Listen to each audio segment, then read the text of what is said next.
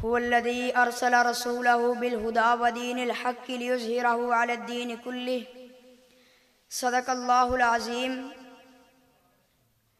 مدینہ کی ریاست کا وہ شانہ یاد آتا ہے، مدینہ کی ریاست کا وہ شانہ یاد آتا ہے، بدل کے بھیس گلیوں میں وہ جانا یاد آتا ہے، مدینہ کی ریاست کا زمانہ یاد آتا ہے۔ سامعین محترم،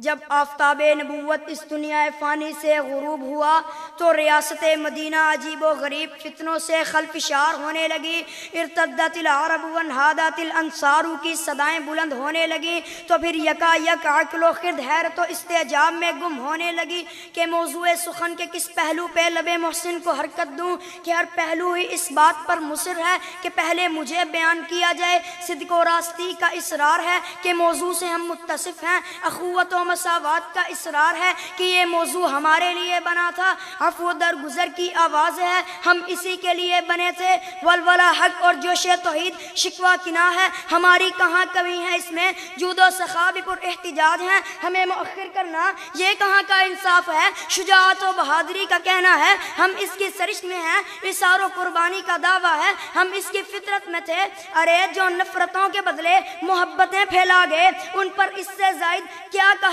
جا سکتا ہے کہ انہی کی زندگی نے زندگی کو زندگی بخشی،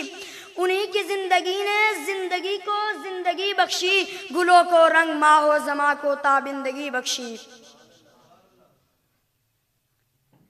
ارباب نظر و فکر،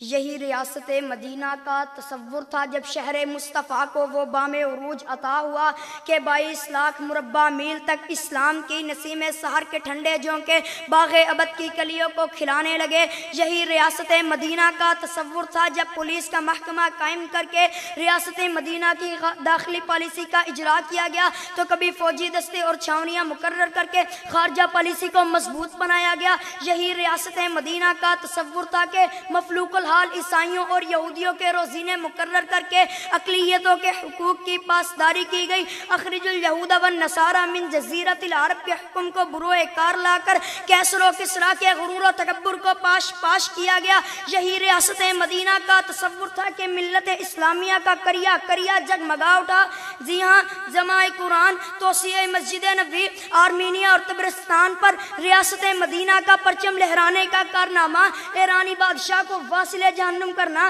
پہلا بحری بیڑا سمندر میں اتارنا ہی ریاست مدینہ کا تصور تھا۔ جناب صدر، آج کی اس بارونق محفل کے توسط سے ایوان بالا کو میں یہ پیغام دینا چاہتا ہوں کہ اسلامی جمہوریہ پاکستان بھی اخوت و مساوات اور عدل و انصاف کی آماجگاہ بن سکتا ہے، لیکن شرط یہ ہے کہ غیروں کی عادات کو چھوڑ کر ریاست مدینہ کو اپنانا ہوگا، ملک پاکستان کو ریاست مدینہ کی نہج پر سنوارنا ہوگا۔ پھر وہ دن دور نہیں جب امن و امان اور عدل و انصاف کا بول بالا ہوگا، اس کفر کے ایوانوں میں ہر طرف اندھیرا ہوگا اور ہر طرف اسلام کا سویرا ہوگا۔ بس آخر میں اتنا ہی کہوں گا،